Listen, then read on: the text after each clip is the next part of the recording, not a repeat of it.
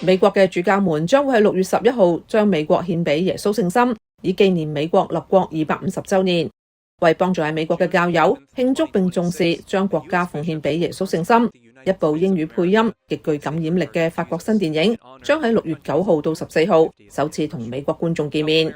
呢部電影名為《聖心》，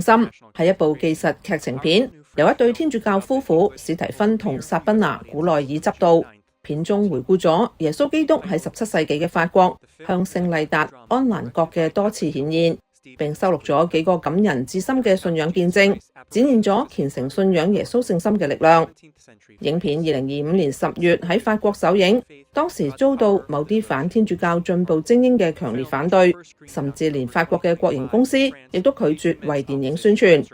儘管有呢啲反對聲音，電影喺法國上映以嚟迅即深受歡迎，賣出咗接近50萬張門票，每次放映觀影人數亦都打破紀錄。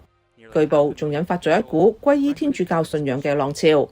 世俗嘅法蘭西共和國向美國致送咗自由女神像，紀念後者獨立100週年，而天主教嘅法國如今就向美國呈獻咗呢部謙遜卻有力嘅電影，紀念佢立國250週年。